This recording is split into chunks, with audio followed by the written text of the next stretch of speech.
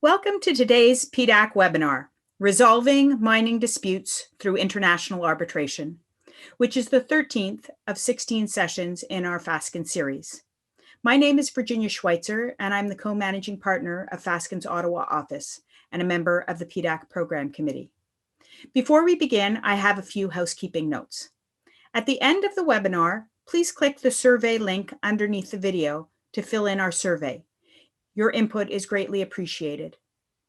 During the webinar, if you have a question, please type your question into the chat box beside the video. Today's panel will do their best to answer all the questions they can. If you require technical support, please click the Tech FAQs or Tech Support Chat, which is located under the question chat box. The biographies of our speakers can be accessed from the Materials button under the video player. This webinar is also being broadcast on YouTube Live. And now I'd like to introduce Kimberly Potter. Kimberly is a partner in the litigation group with expertise in litigation involving mining companies and mining rights. She has appeared before the Mining and Lands Tribunal and in appeals from that tribunal. She represents mining companies in occupational health and safety matters and in contractual disputes. She holds the Osgood Certificate in Mining Law. Kimberly, over to you to introduce today's panel. Thanks very much, Virginia. Greg McKenzie is going to be our moderator for the panel today. He is the president and CEO of Golden Tag Resources, which is a TSXV listed exploration and development company. He's a former senior investment banker with more than 20 years experience in financing, M&A, financial advisory, valuation, and strategic advice to mid-cap companies. He previously practiced corporate law with a leading Canadian securities and M&A law firm. And as for the panel members, we have Tina Cicchetti, who's a leading Canadian arbitration practitioner, an independent neutral with Vancouver Arbitration Chambers, and a member arbitrator at Arbitration Place in Toronto. She is a former partner of ours in the commercial litigation group at Fasken, and she has advised mining companies on dispute resolution clauses and has acted as lead counsel in international arbitrations. Peter Mantas is the leader of Fasken's litigation group in Ottawa.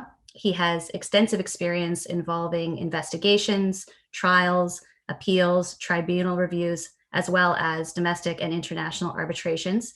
He's also a member of our London, UK office and has been called to the bar in New York. Nabila Abdul Malik is an associate at Fasken in our Ottawa office. Among her extensive international experience, she previously worked at an international arbitration law firm where she acted as counsel in numerous international arbitrations, both commercial and investment, under a number of different various arbitration rules. She's been called to the bar in Malaysia, New York, and England, as well as Ontario. And like Peter, she's also a member of our London, UK office. Over to you, Greg.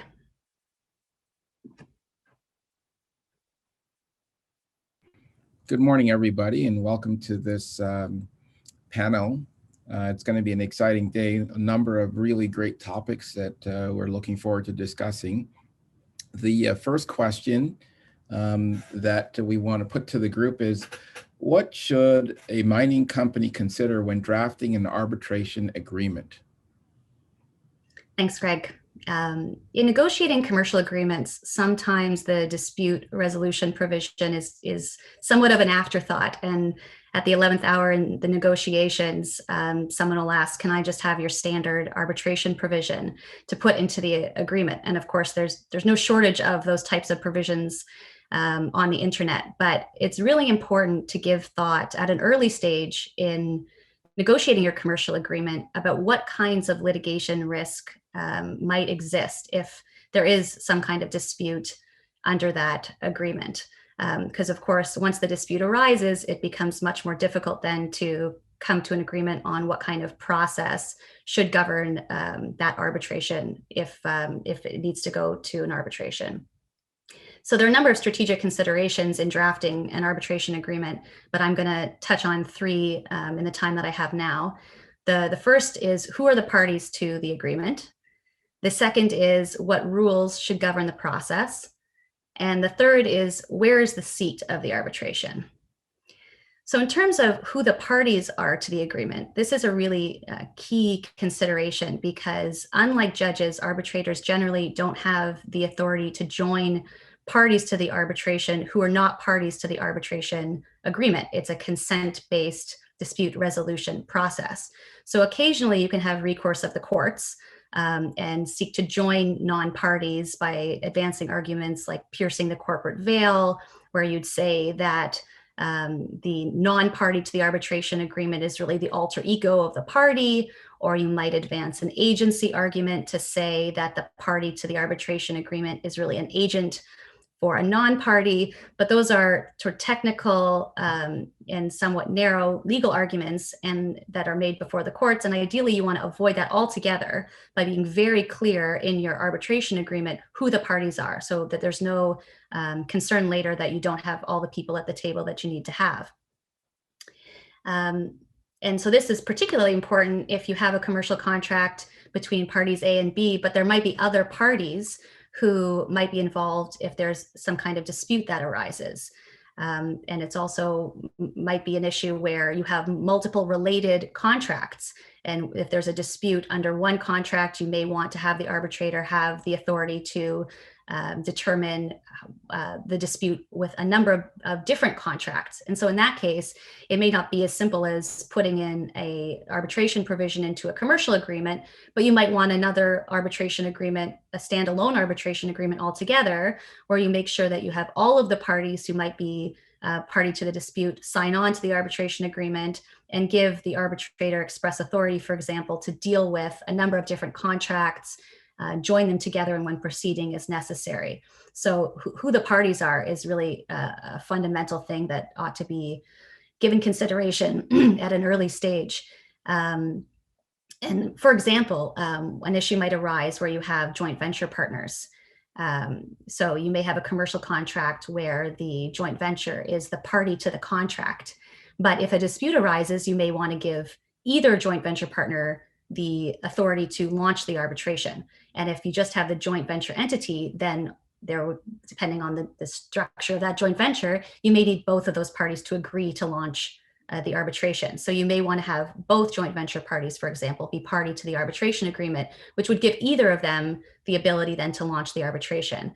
And you can draft sort of sophisticated arbitration agreements that provide for drag along rights. So it would require the joint venture party to participate, even if they're not launching the arbitration, and you may give them the benefit of the outcome, even if they're not participating. And so if you're dealing with a joint venture, that's something you may want to consider in terms of who the parties are to the arbitration agreement. The second key consideration I'm going to talk about are what are the rules that govern the arbitration. And so there are a number of arbitration institutions that have their own rules. There's no shortage of them. There are a whole bunch of them.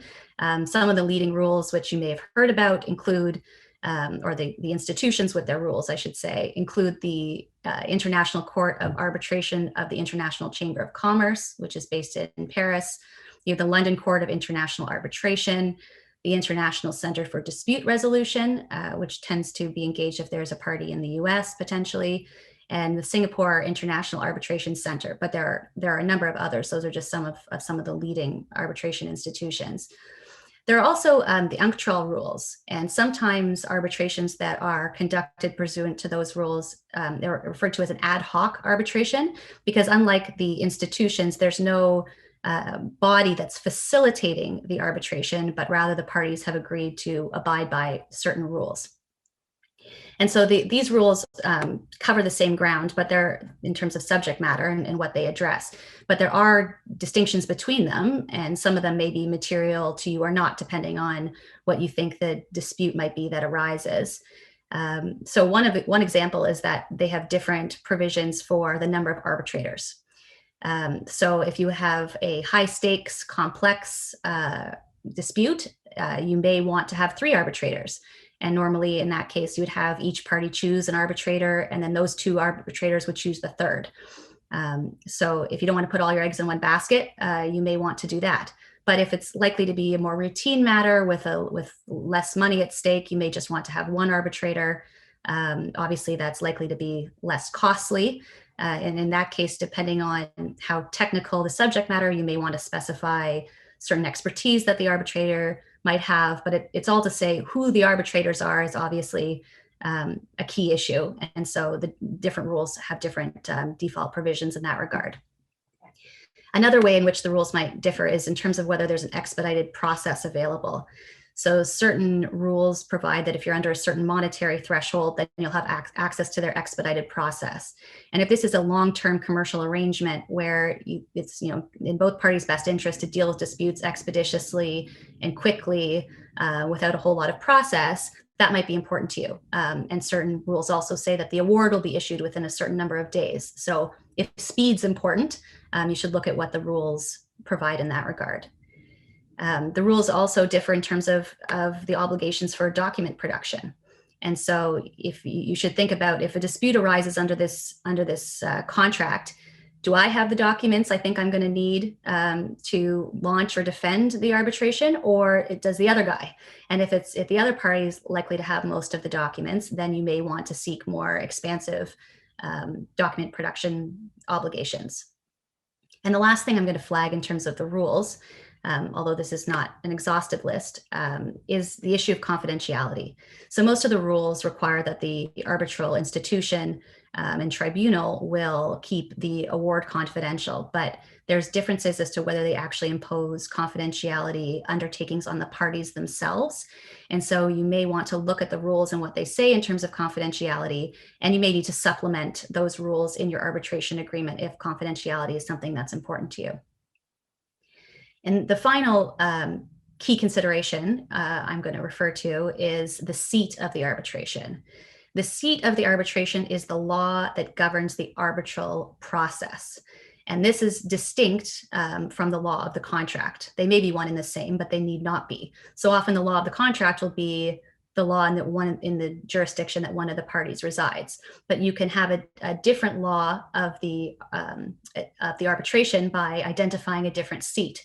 And often the parties will choose to pick a neutral seat so that neither party has home court advantage, so to speak. And usually that's the seat is specified in terms of a city. So you might say, the seat of the arbitration is in London, UK, for example. It's usually the case, but not always the case, that the seat is also the physical location of the arbitration. So, certainly in this virtual world, that's not the case often. And we've been doing lots of these things virtually. And so you're not physically in the location you've identified as the seat. But if you want the seat to be one place and the physical venue to be another, you can do that. You should just make that clear.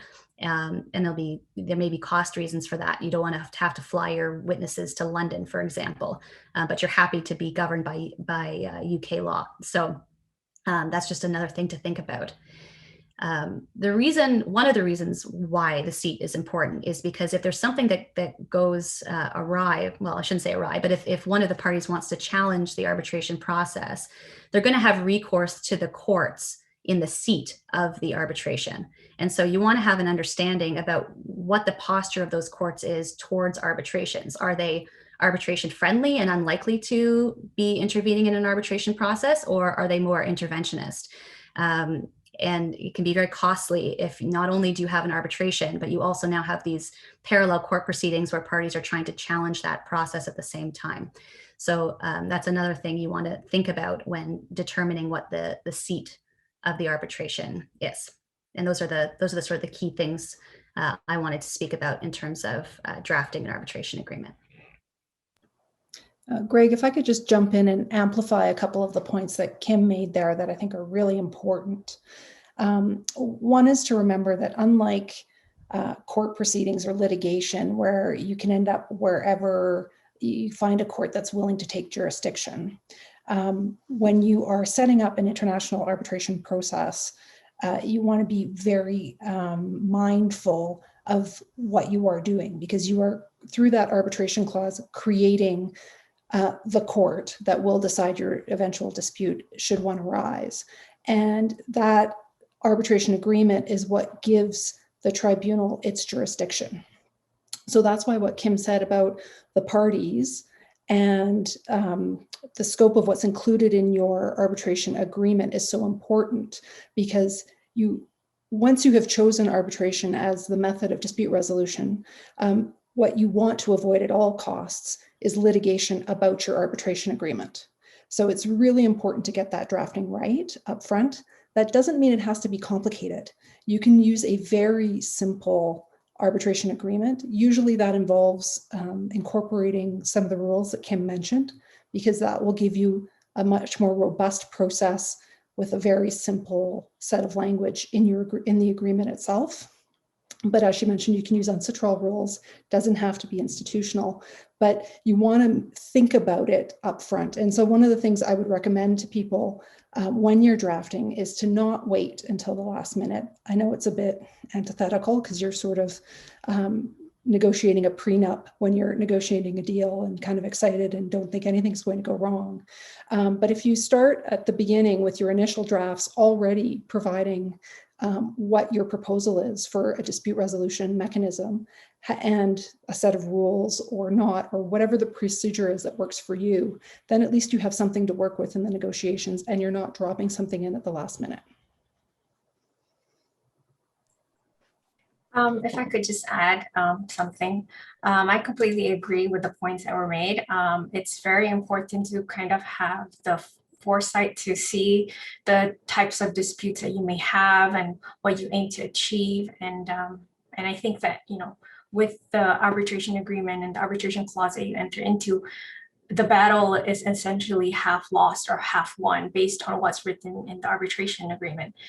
And another point that I wanted to make is that I think it's important to, in order to tailor the arbitration agreement to what the parties need, is to perhaps consider addressing emergency arbitration, because it provides urgent temporary relief before an arbitral tribunal is constituted. It provides quick access to justice. Emergency arbitrator is usually appointed by the institution within 2 days of receiving an application. And usually an order can be obtained within 1 to 2 weeks, and it will generally remain in effect until the final award. And the emergency arbitrator, by the way, cannot serve as an arbitrator in the dispute and does not bind the arbitral tribunal. So if this is something that the parties are interested in, it is important to check how the seat of arbitration treats interim arbitral awards. Interim arbitral orders as opposed to awards, because it may be very difficult to enforce. You have to choose a jurisdiction that is emergency arbitration friendly if emergency arbitration is what the parties wish to agree to. For example, Ontario, Australia, New Zealand. Alternatively, if emergency arbitration is not what you're interested in, you could also consider having the arbitration agreement address a different pre-arbitral procedure that provides for the granting of conservatory, interim, or similar measures. So it would address the ability to obtain provisional measures from a supervisory court. So for example, it could be concerning performance guarantees, the release of confidential information, obtaining or preserving evidence, securing financial guarantees, staying parallel proceedings, staying the execution of administrative decisions, or preventing prejudicial interference by a party. So those are additional considerations that parties should take into account. Oh, thank you. There's some great thoughts from Kim and Tina and Nabila. Thank you very much. You mentioned, or it was mentioned that, there could be different problems that come up. So maybe a good next question is, what are the types of disputes that typically arise in the mining context that are amenable to arbitration? Greg, I think it's sort of clear from where we've gone so far that you can pretty much put an arbitration agreement into any contract that you are negotiating. And you're going to want to think about the pros and cons of doing that. But generally speaking, anytime you have international parties, which is often the case in mining disputes, arbitration is really, for one of the advantages or another, the only way to go. It provides you with a neutral forum, so you can choose your seat of arbitration. That is, as Kim mentioned, the court that will supervise your arbitration in the case that you need that supervision, but you're also trying to choose a place that won't intervene unless it's absolutely necessary. So you're making that choice. And your international award at the end of the day is going to be more easily enforceable than a court decision from a particular court. And that's because of the New York Convention, which is the instrument through which you can summarily enforce an arbitral award in any jurisdiction that is a signatory party to the New York Convention. So you want to, in choosing your seat also, ensure that your seat, the place, is a signatory to the New York Convention, because your award is going to be tied to that place jurisdictionally, and then you're going to be enforcing that award in those different places. So we see arbitration in mining situations in those contracts. What I did was have a quick survey of the press. So I'm going to do this by way of example, not hypothetical, but actual. But all of the examples I will refer to, I have found reference to in the last year in either the arbitration press or the mining press. So hopefully not revealing any secrets in giving you these various examples. So of course, the classic is a contract dispute. I think Kim mentioned joint venture partners. You see joint venture partner disputes. There was reference to the dispute between Turquoise Hill and Rio Tinto in the press last year over their project in Mongolia, where there was a dispute about funding. One example. You can see post-sale disputes. Example of this is Denison Mines and Uranium Industry. After a sale of mining rights, there was an issuance of mining license certificates by the Mongolian authorities, which triggered a post-sale payment. Dispute about that. That went to arbitration. That was an LCIA case. You see lots of examples of disputes with contractors when you've got construction of a mine, or expansion or maintenance or upkeep, all of that sort of infrastructure type contract heavy. Often you will see arbitrations arising out of those various agreements. You can see this is sort of sliding into the next category, which you've got contracts as the basis for the dispute, but sometimes your partner is not another mining entity, but a state or a state-owned entity, which of course we know is often the case when you're dealing with mines, because you have licenses and you have agreements with the state and royalty payments. So royalty agreements are another example of where you see arbitrations. And South 32 has got a case right now with Colombia at ICSID, where Colombia is alleging that the royalties were not paid as they should have been. We also have an example with Albemarle and Chile over their lithium project. They're again accused of underpaying royalties, and we have an arbitration. The other sort of bucket of them where you see a lot of it are these investor-state disputes. And these ones are a little bit different because they don't necessarily arise out of a contract, although in most cases, you want at least an aspect of it. You want to control these relationships to the extent that that it's possible to do so with the state. So you will often see things like investment agreements or other directly negotiated agreements with the state that provide for recourse to arbitration in case things go sideways. But you may also have access to arbitration even outside of those agreements through the national laws that exist. So through a mining law that provides for international arbitration when the project is foreign owned. And you can also get access to arbitration potentially through international instruments like bilateral investment treaties or foreign investment protection agreements, which are similar to BITs or multilateral agreements. Each of those are sort of a sliding scale because what the coverage of protection that you get is much and much less under those three examples. You want to be careful in terms of the national laws, because of course the government can always change those. And then you could find yourself all of a sudden having lost your access to international arbitration when your counterparty is the state. As you all know, there are very particular things that you have to keep in mind. In those cases, you do have potentially recourse to the BIT option, the investor state option, but that protection is limited to what is protected under the treaty, which varies from treaty to treaty, but in general is really just your big ticket items, like you can claim that your project was expropriated, that there was a breach of fair and equitable treatment, so you were really, really badly, unfairly treated.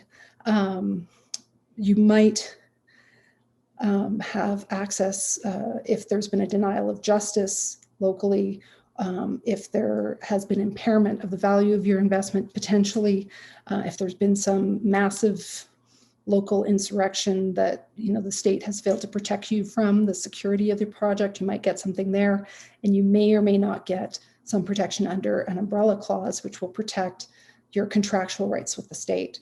But if you end up there, generally things have gone very badly. That's your safety net, not your plan.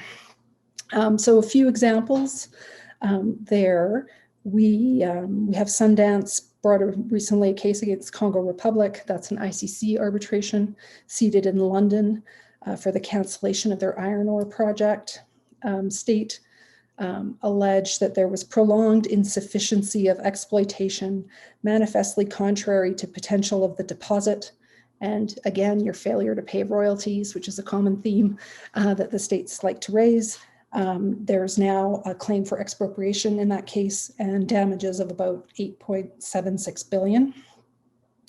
Lupaka Gold has recently brought a claim against Peru under the Canada-Peru Free Trade Agreement. That's at ICSID. That's claiming that the government did not provide support in the face of a social conflict that delayed work at the mine for over 2 years, with claims for $100 million. Prairie Mining brought a claim against Poland. That's an ad hoc arbitration under the UNCITRAL rules, as well as claims under the Australia-Poland BIT and the Energy Charter Treaty. There are allegations that Poland interfered with the project, which was the development of 2 coal mines. First Majestic Silver has brought a case against Mexico. This is under the NAFTA, so it's a legacy claim. We now have a new investor state mechanism there, so that's going to change how these go forward. But there's a dispute with the tax authority, and it claims that the way the local entity was taxed was contrary to the advance pricing agreement that had been negotiated with the state. Again, we have Mongolia, which is featured a lot in the press in the last year. Turquoise Hill has a tax dispute as well against the state. Tricky as always, government owns 34% of that project. They had 2 contract agreements, so it's a contractual dispute under the investment agreement and an underground mine development and financing plan. Those both provided for UNCITRAL arbitration in London. And now we're looking at a claim over the $155 million tax assessment. And my final example for you, historical, was SL Mining in Sierra Leone. We learned about this case. It's an ICC arbitration seated in London. The proceedings would be private, but the state has challenged the arbitral tribunal's decision on jurisdiction and unsuccessfully in the English courts, which are quite supportive of arbitration. And the parties are headed back now to that tribunal to hear, I think, the merits of that case. And then for fun, just last week, we have a new case of Mauritanian copper mines SA against the Islamic Republic of Mauritania. Not much is known about this case yet, but it popped up in the arbitration news. It's said to be a contract-based case, but it's being heard at ICSID.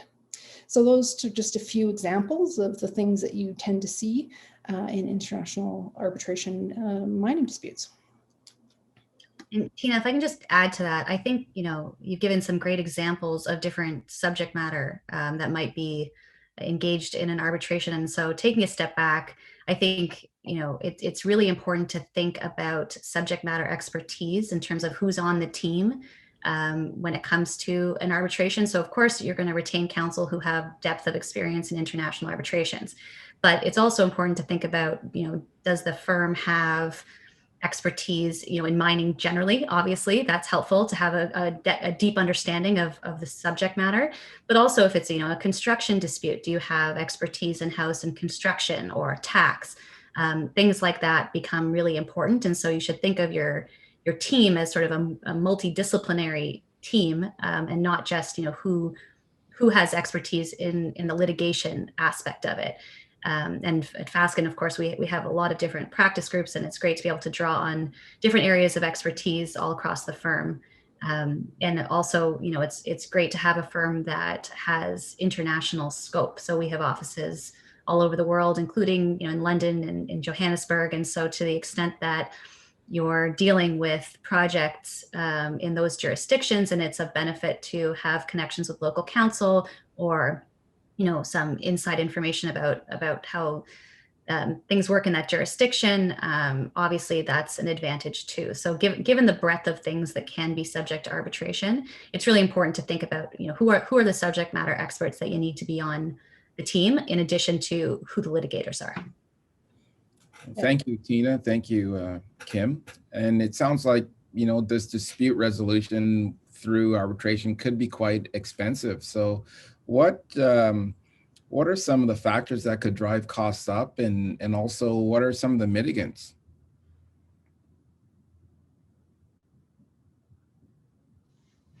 Nabila, did you want to start us off on that one?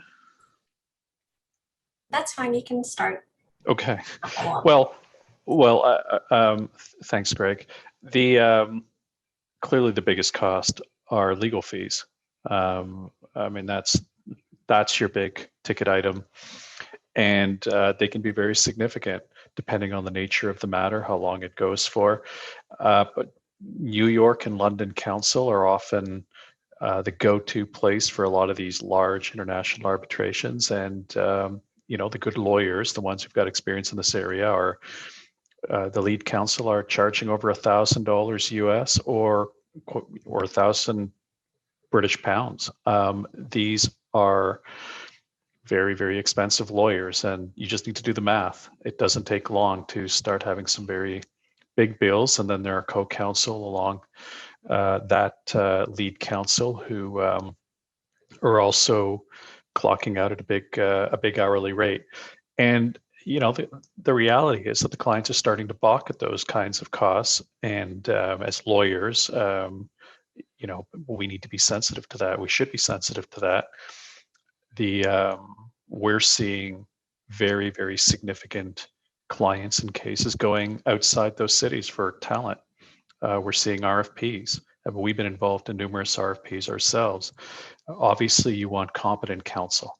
You don't go to somebody who has never done an arbitration or doing very small cases, or has no experience in these kinds of global matters, or doesn't have subject matter expertise behind them doing these cases. I mean, that's not going to work. It's even more expensive to go in, and do a case where your team just simply, isn't equipped to do the case. But then after that, there's a lot that you can do if you're a client. One of the other things that's sometimes overlooked are things like, do you have team players? Do your litigators work well with your subject matter experts? Maybe we're talking about mining arbitration today. If you've got, sound mining lawyers, which you should have, and people who've got unique expertise about mining type issues. Mining law is a very broad thing. You've got that can encompass things like procurement, or infrastructure, tax. You've heard Tina talk about it. You need to have those experts. Are the litigators working well with those people? Because it's like any machine. It's like an engine. If it's not working well together, it's going to stall. And that's very expensive, not to mention the impact on the case. Another big thing is technology. I mean, the proliferation of documentation in litigation generally is massive. I mean, the kind of documents we see, that the type of documents, the volume, toss into that a mining dispute where sometimes, well, typically the documents are found on site. They may be found at head office in another country, may be found in multiple countries. You then, have got experts on top of that. The management of that kind of document stream and the size of it, and how you get it all together, and then do what the most important thing, in my view, that a litigator can do. When if you talk to a lot of trial lawyers who've done a lot of this work, most cases rise or fall on a handful of documents. But you got to find the handful of documents, and that's not an easy task. And then you got to manage it during the hearing, and you got to make sure it all pops up and looks great. That has an impact on your case, and technology is huge. I mean, if your lawyer isn't comfortable, if your legal team is not comfortable with document management type technology, you should probably be looking for another team. I mean, I think most lawyers are starting to get up to speed, but there still is a variation. And then video, I mean, I'll talk a little bit about that, I think maybe, later on today, but I mean, it's a different world. We are in a different world right now, and it's not going to change. This, obviously what's going on right now is going to change. I think we all want it to end, but the world of arbitration has changed, and it's not going back to the way it was before. That's for sure. Another big factor is the other party's conduct on costs.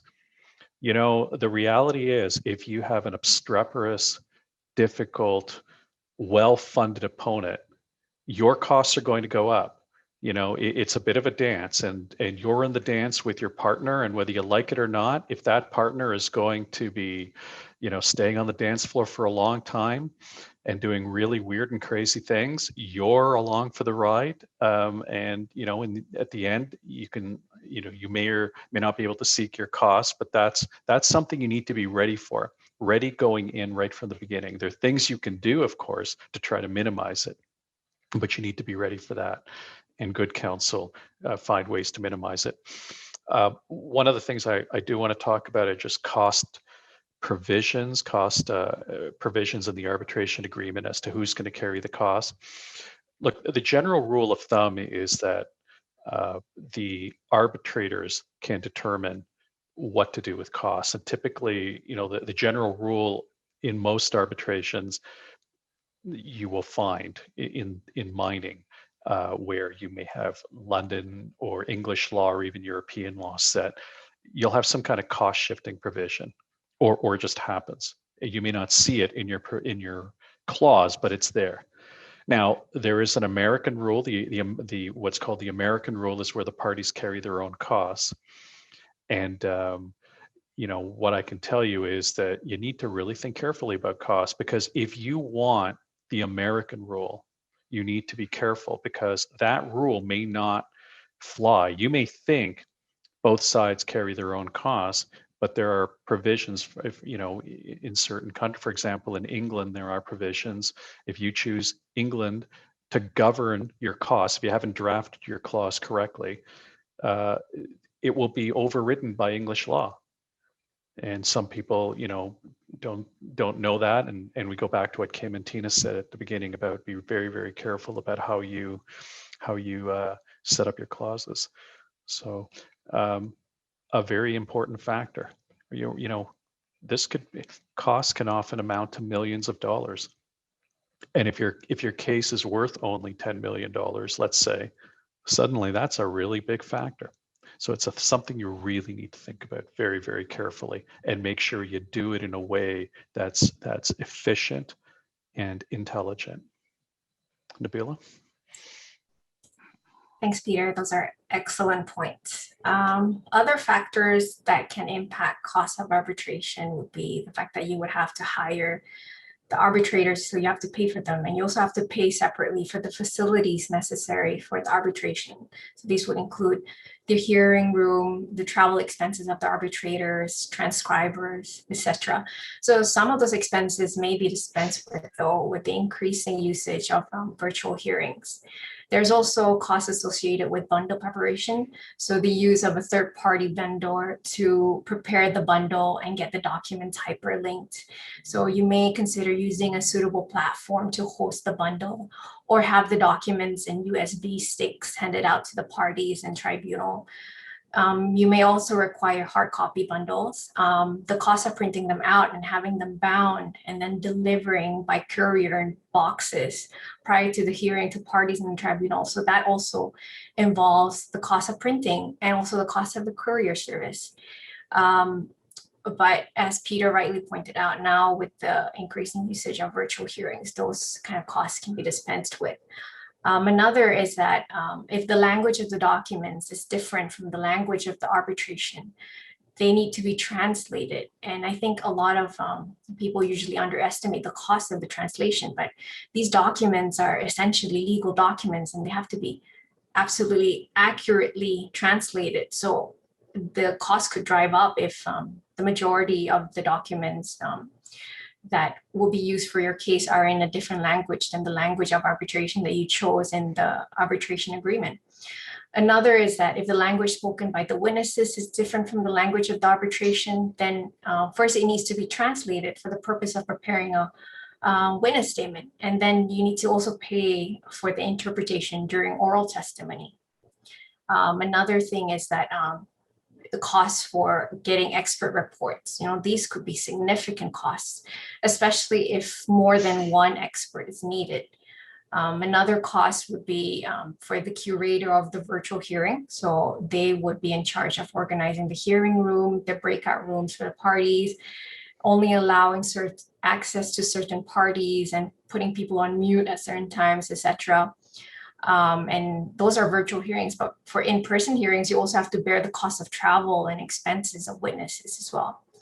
So things that you could do to mitigate the cost, apart from the excellent point that Peter made about how, you should also engage counsel that's mindful of the cost that would be borne by the parties, is that virtual hearing, would lessen costs, definitely, and but other costs involved in having a virtual hearing is that ensuring each participant and witness have the necessary equipment and reliable connection to the internet.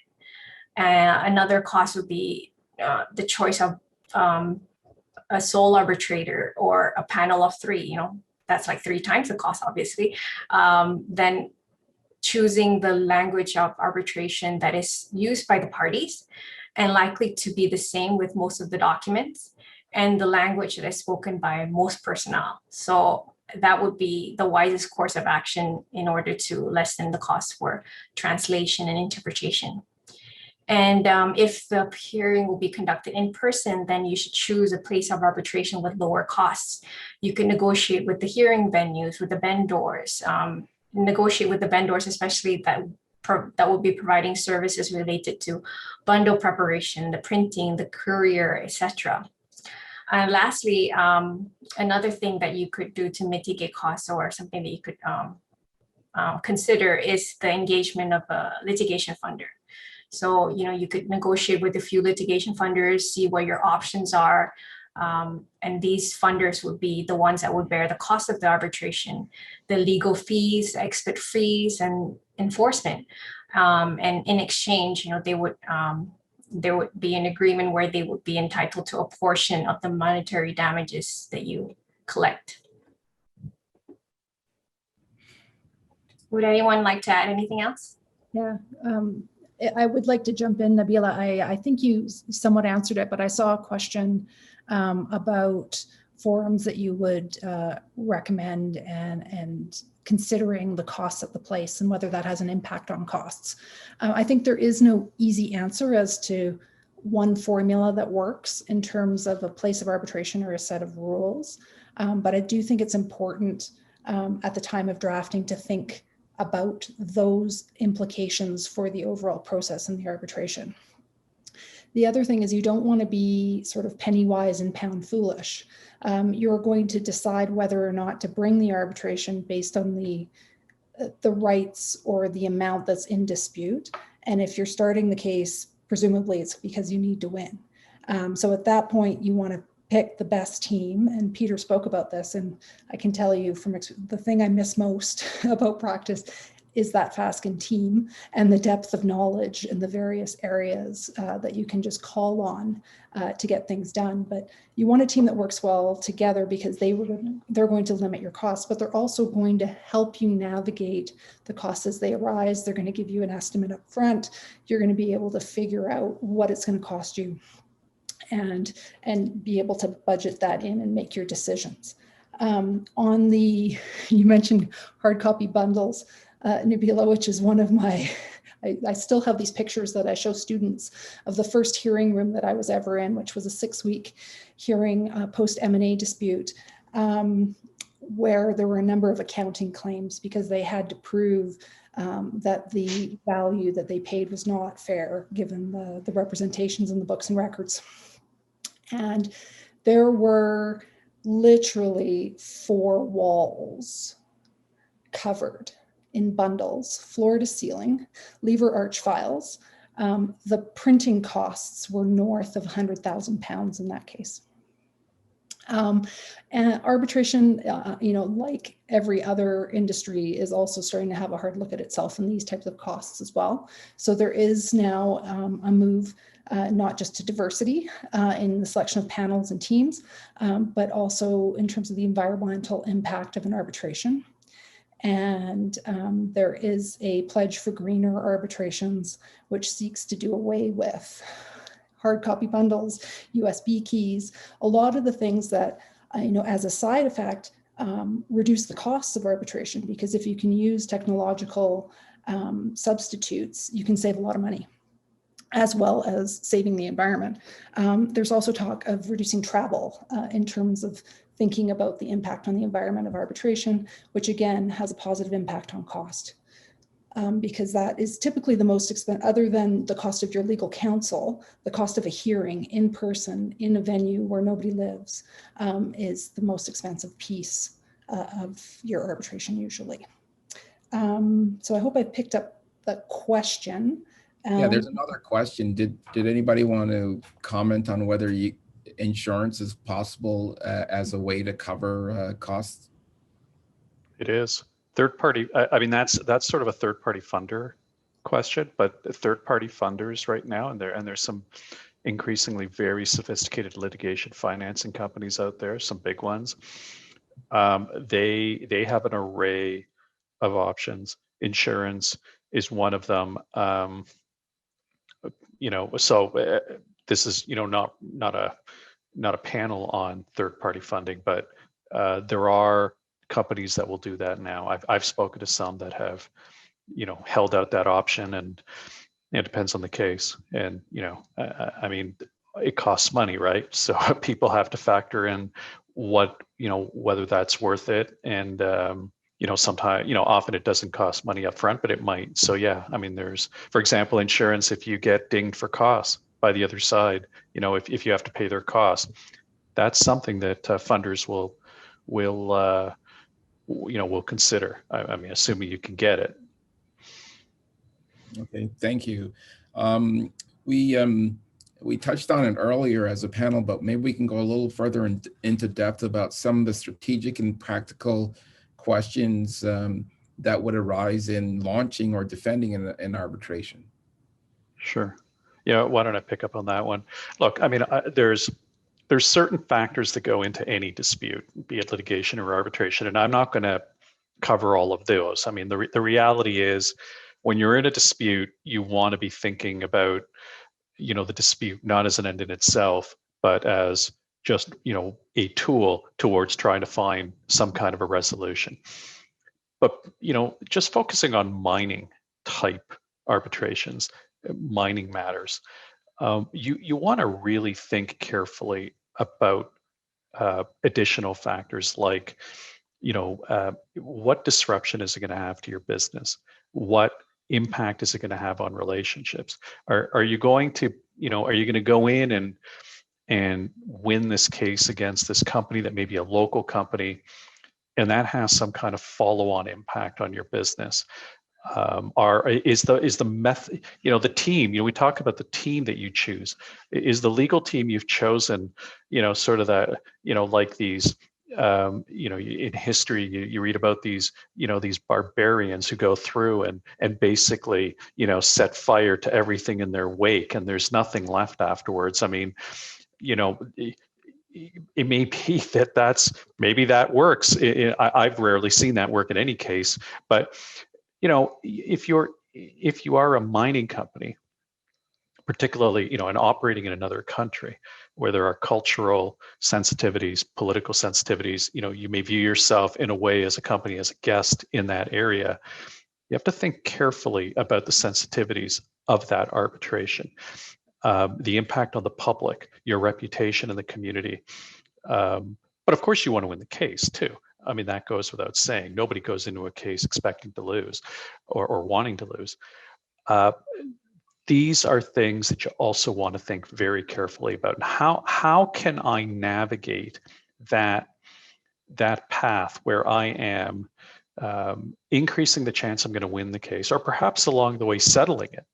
It may be that as the case goes on, the other side or both sides reconsider their position and find a way to broker the deal. How can I do this in a way that minimizes my costs, increases the chance I'm going to win, and maintains, my position as a business in the community? And those are things that I think sometimes just aren't really thought through carefully. I mean, unfortunately, there are companies that basically, they hire very expensive counsel, and then they just, say to the litigators, here you go, take this and go win. And that rarely, gets the company the best result that they otherwise could achieve. Nabila, anything else you may want to add to that? I could add on to that. Well, I think arbitration is just like any other form of dispute resolution. You essentially would have to ask yourself, whether or not you should seriously consider it. And I think that it should be when these three main questions are answered. So if where the amount of controversy is substantial enough to justify the significant expense in such a case. So it's exactly like Peter highlighted earlier on about the costs. Second is where you think that the consensual resolution of the claim is very unlikely. And the third is where you think that the negative impact on the relationship between the parties is no longer important to the client. So some of the strategic and practical considerations that you have will be, for example, whether or not you should engage a local counsel. And this would depend on whether or not there are different governing laws, one that governs the agreement and one that governs the arbitration agreement. So you may need to hire on top of your team of lawyers, local counsel as well to provide advice. The second will be whether or not you should obtain provisional measures. So either from the supervisory court or through an emergency arbitrator. So it's exactly what I've been saying earlier about securing these provisional measures in order to tailor the solution to what you need. Another one is that you really have to consider about the appointment of arbitrator, because apart from the appointment of counsel, which Peter highlighted excellent points about what you should take into consideration when hiring your counsel, the appointment of arbitrator is also something very important. You would want to get someone with experience of applicable law and experience with the mining industry, and you should probably look at past decisions made by the potential arbitrator if those decisions are made public. So for investment arbitral awards, usually they are. So you can see how potential arbitrator has considered similar cases before in the past. And also another factor, I think, is reputation in the arbitration world, because especially if you have a panel of 3 arbitrators, and you can only appoint one of them, so you need to have someone who can be persuasive, who is highly esteemed by other arbitrators, and whose opinions carry a lot of weight.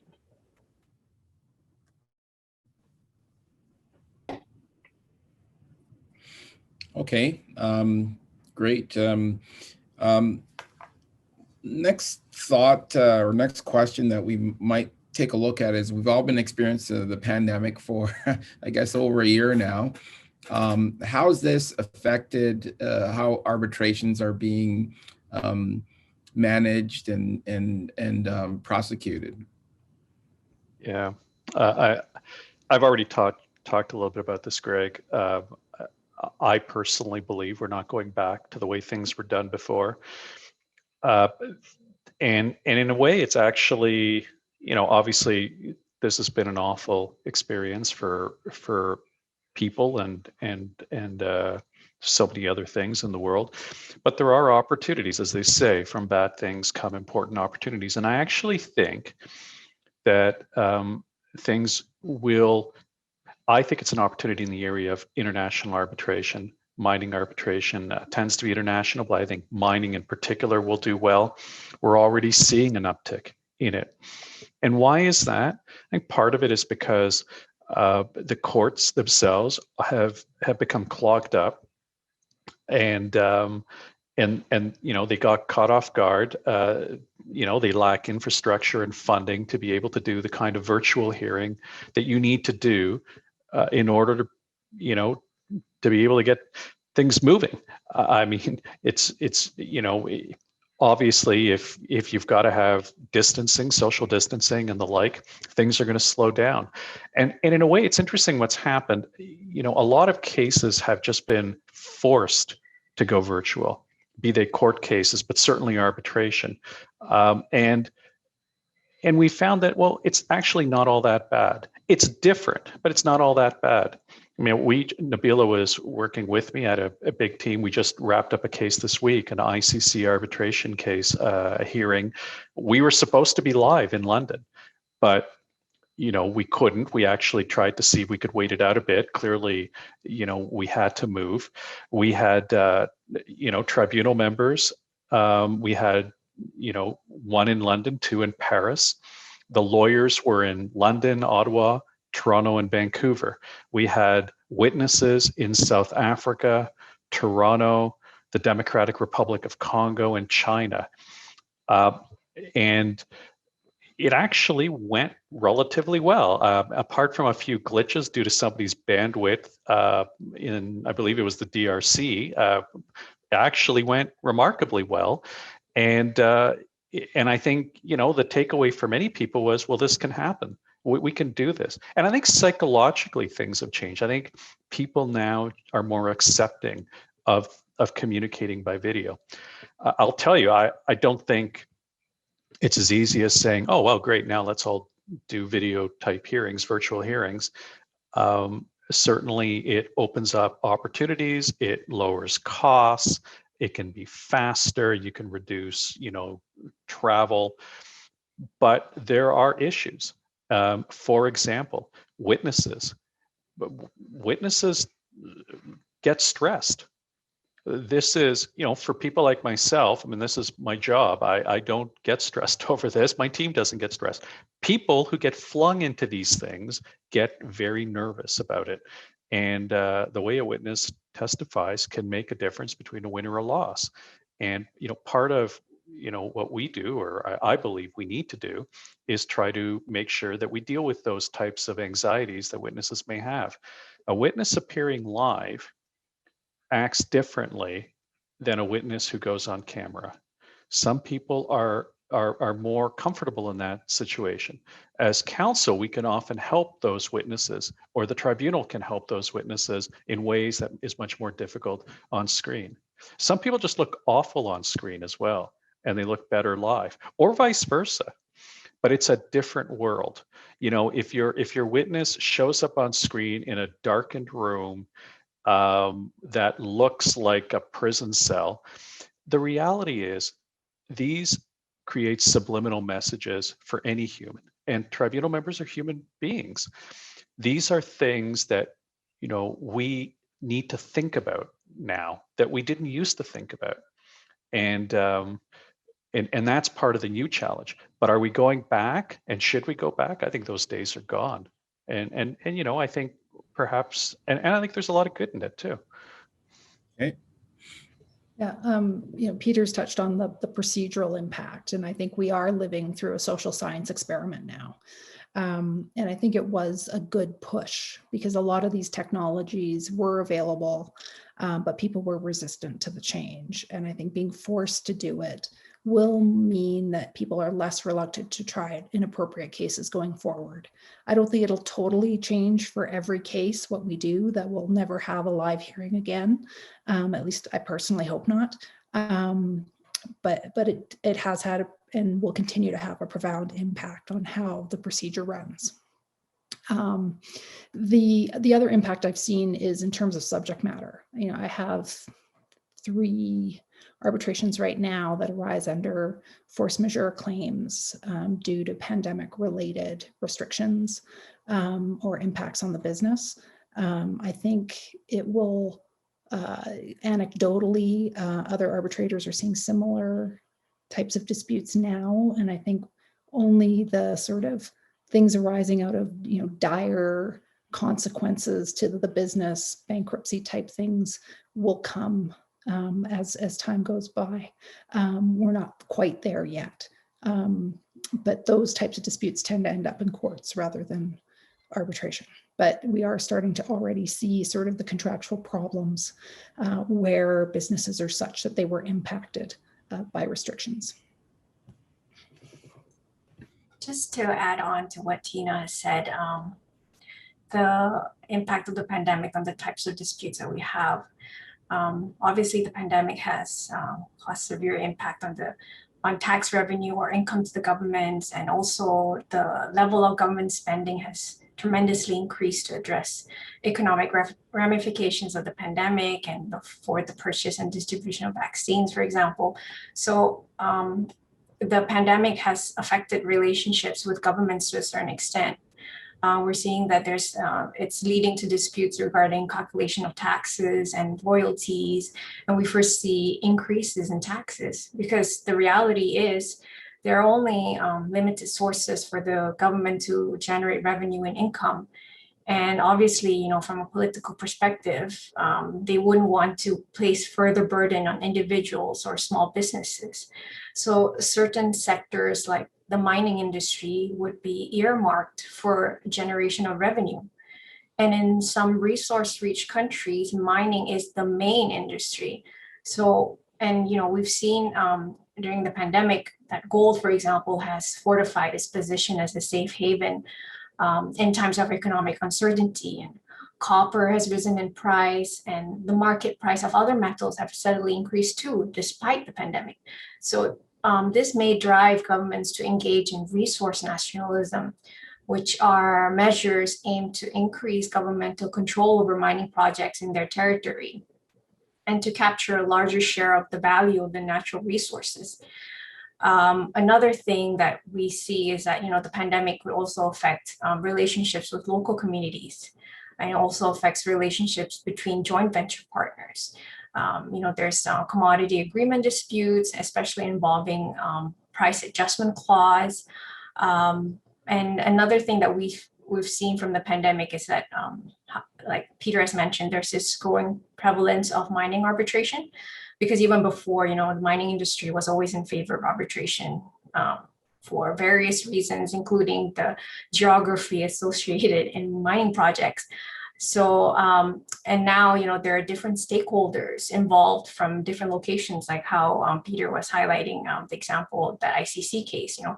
So there's states and state entities, joint venture partners, local indigenous communities, contractors and subcontractors, off-takers.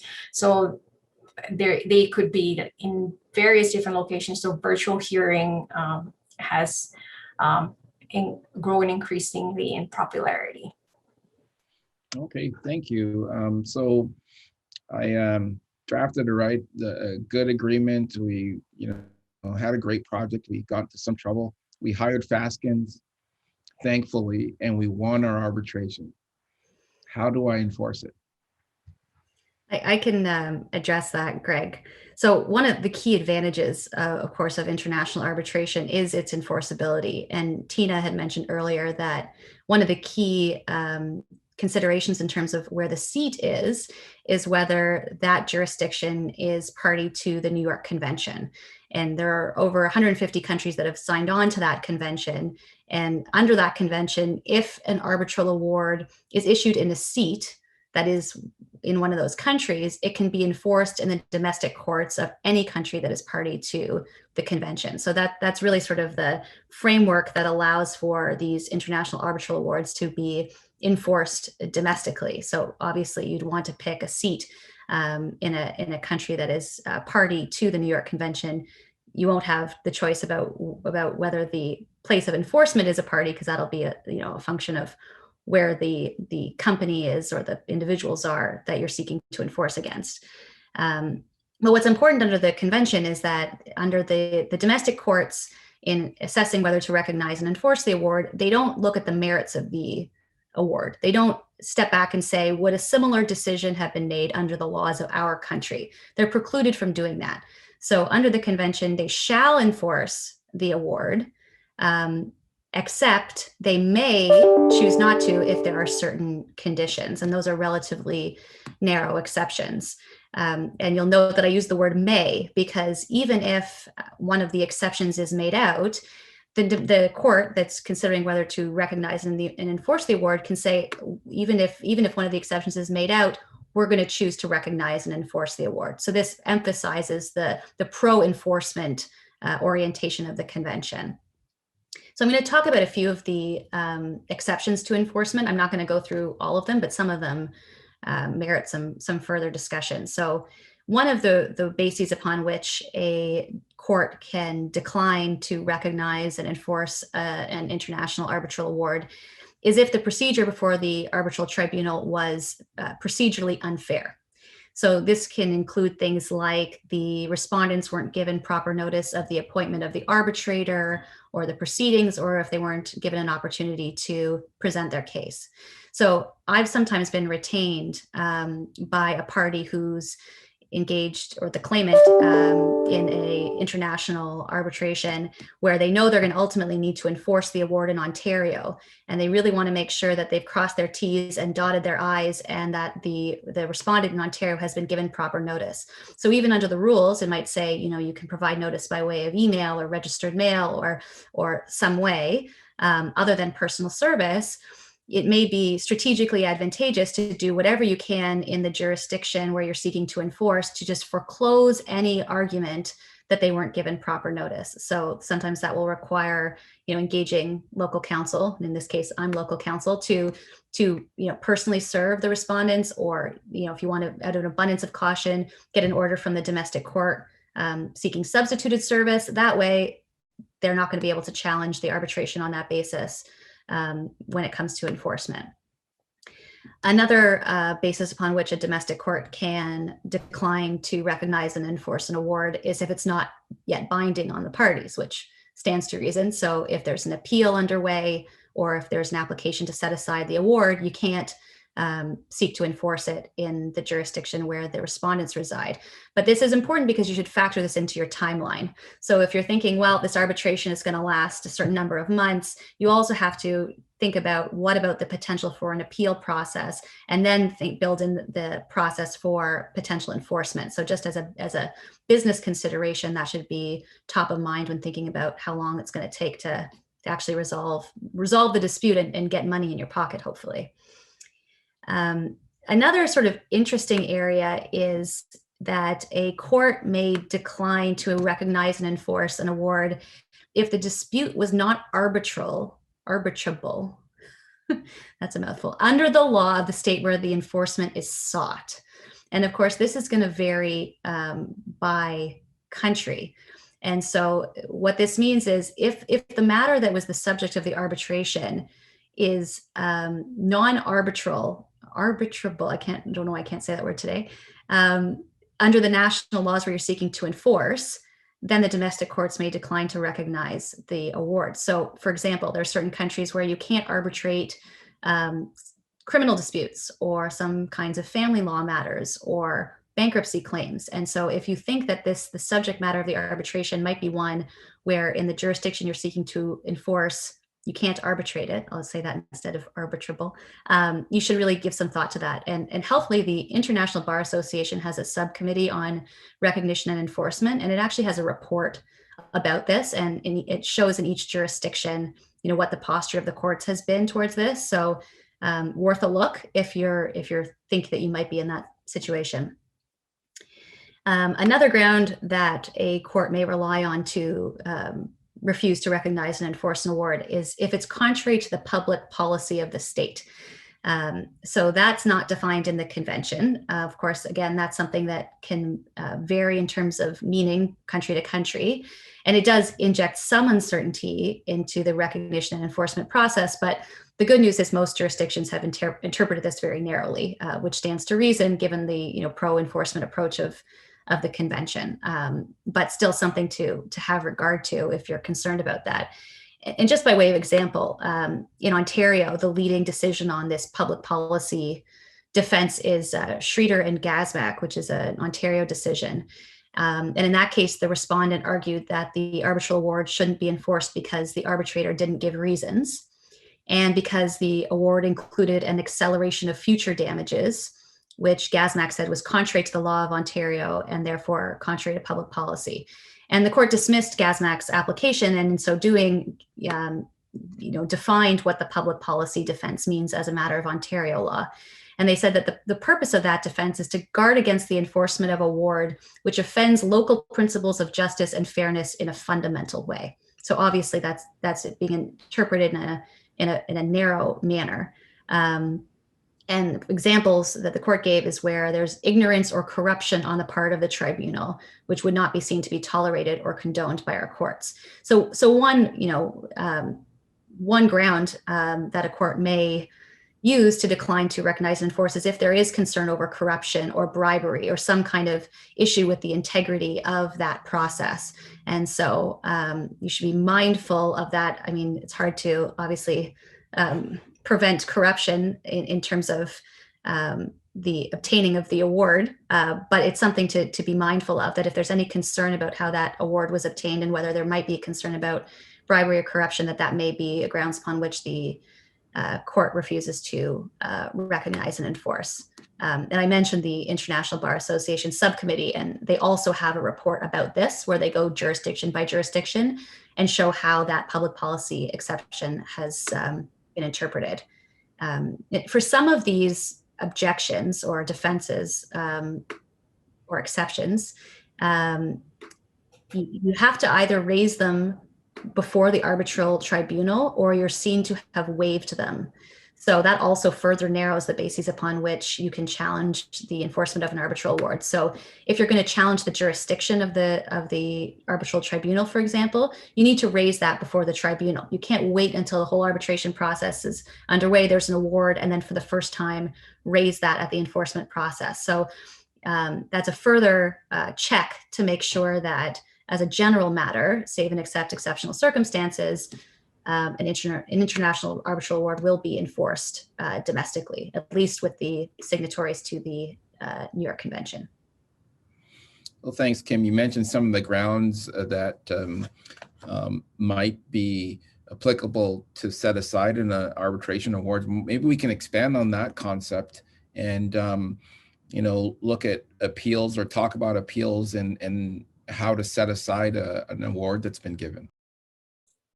Sure. Thanks, Greg. I'll take that question. So the issues that are faced when seeking to set aside an arbitral award are usually in relation to what is allowed, or rather not allowed, by the supervisory jurisdiction. So the supervisory jurisdiction is the seat of arbitration, like what Kim mentioned earlier on. It's the legal jurisdiction to which the arbitration is tied. And so it's chosen by the parties in the arbitration agreement. But if the arbitration clause is not clear on the applicable law for the arbitration, then the arbitral tribunal, or sometimes the appointing institution, will decide. So the seat determines which national courts will have supervisory jurisdiction over the conduct of arbitration.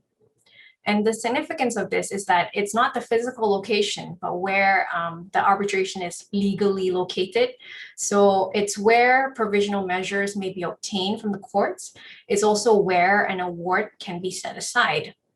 And the basis on which an award may be challenged are set out in domestic law. But many states have adopted the UNCITRAL model law on international commercial arbitration, which sets out basis for challenging international arbitral awards. So this includes Canada, Australia, Singapore, and some states in the US. So that's why it's relevant to look at the UNCITRAL model law. And the grounds to set aside and resist enforcement is very similar to UNCITRAL model law, except for the ground that one ground that Kim touched upon, which was the award not yet binding or has been set aside or suspended. That is the only ground that's missing from the UNCITRAL model law, but everything else is very similar.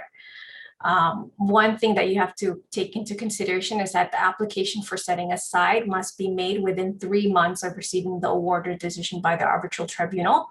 So the grounds that Kim has explained, they are very limited in scope. And the ground that the parties often use in applications for setting aside is that the award deals with the dispute not contemplated by or not falling within the terms of the submission to arbitration, or it contains decisions on matters beyond the scope of the submission to arbitration. So the ground is specific, it is narrow, it is regarding the jurisdiction of the arbitration, not so much on the substantive. And the ground that is least used by the parties is the one that Kim also mentioned, that the award is in conflict with public policy of the state. Arbitration proceedings tend not to be subject to appeal in the ordinary sense of the word. So in most countries, the court maintains a supervisory role to set aside awards in extreme cases, such as fraud or serious legal irregularities on the part of the tribunal. So arbitral awards are subject to limited review under domestic courts, and it's challenging to have them set aside, because there is a degree of deference to arbitral awards accorded by national courts.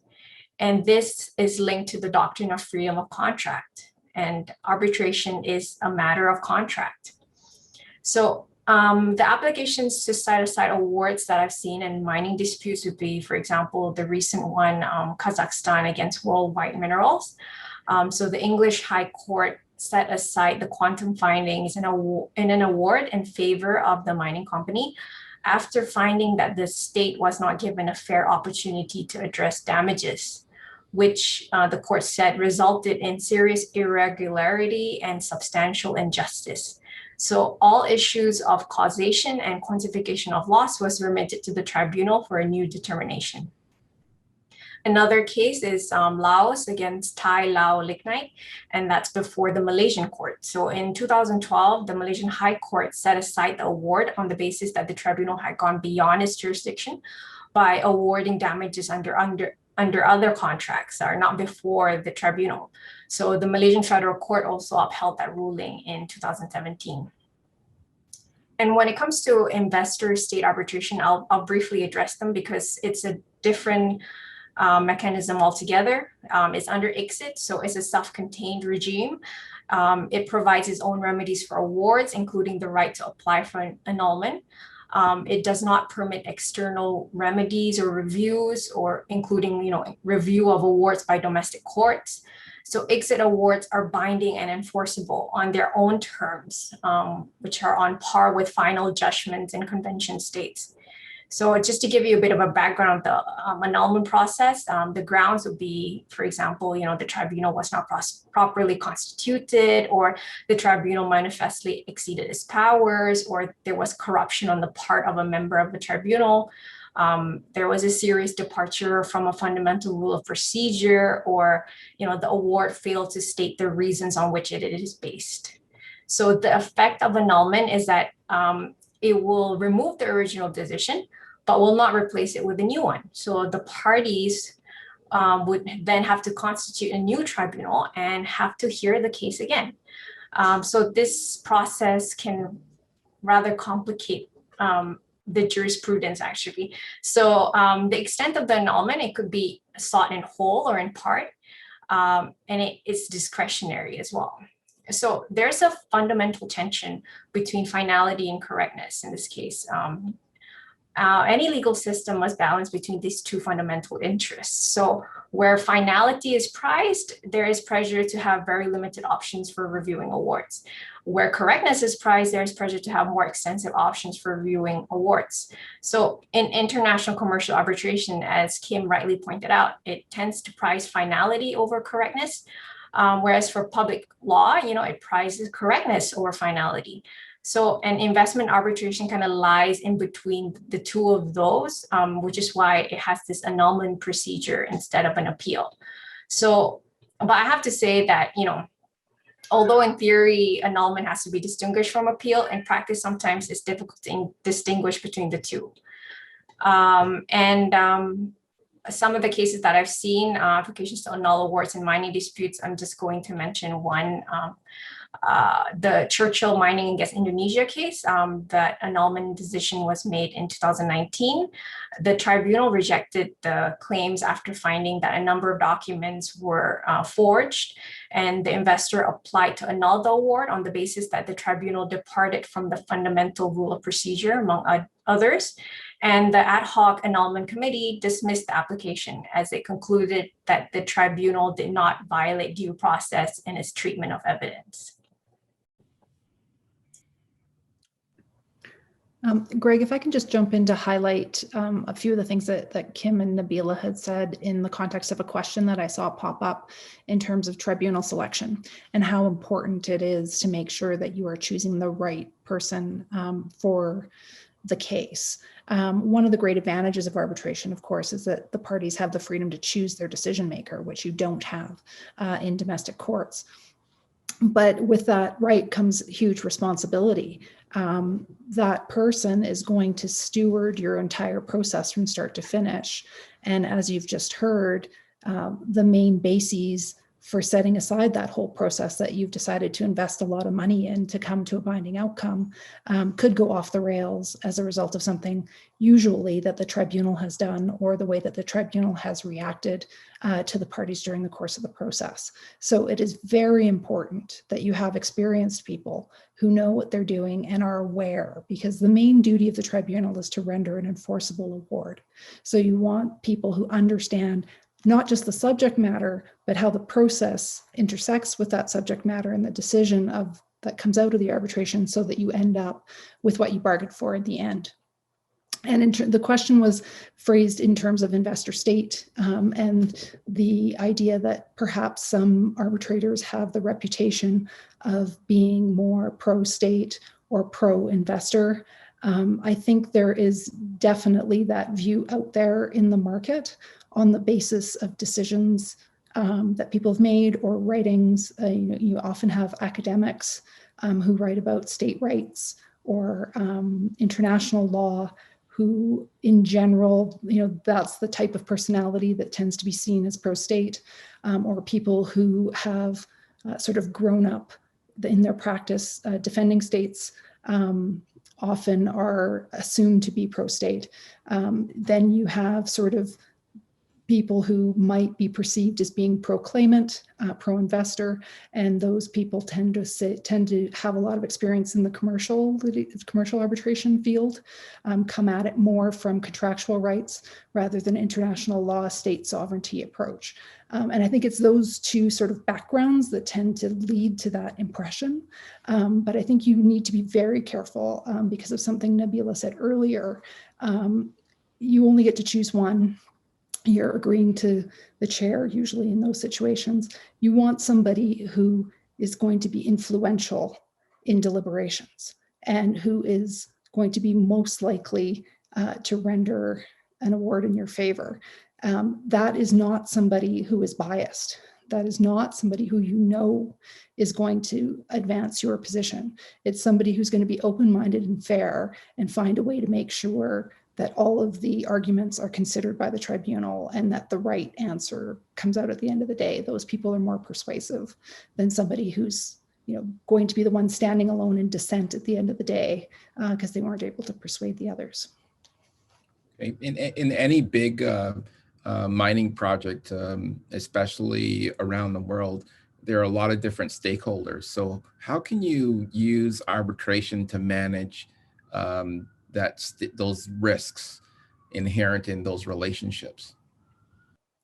Yeah, I think for that one, Greg, I am probably one of the biggest fans of arbitration out there, in particular for commercial disputes. I'm a real believer that the parties can design a process that works well for them to resolve the dispute between them.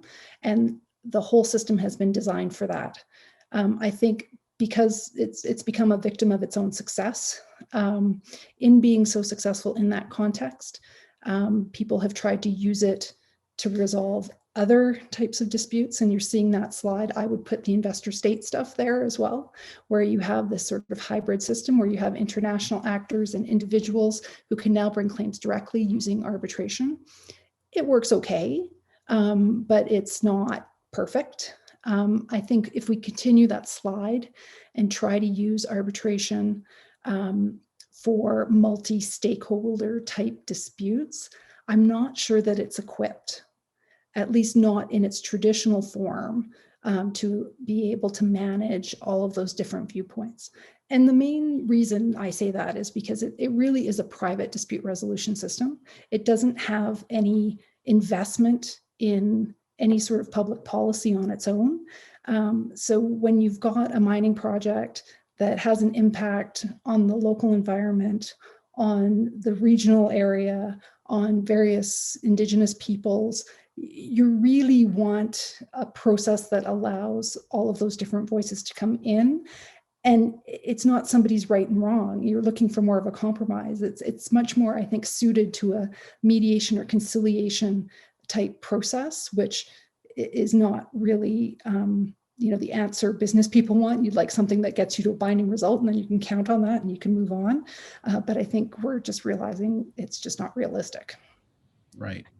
Okay. Well, look, thank you very much. I think with the last few minutes that we have left, maybe we can give everybody on the panel a chance for 10 or 20 seconds to, if you have any final comments.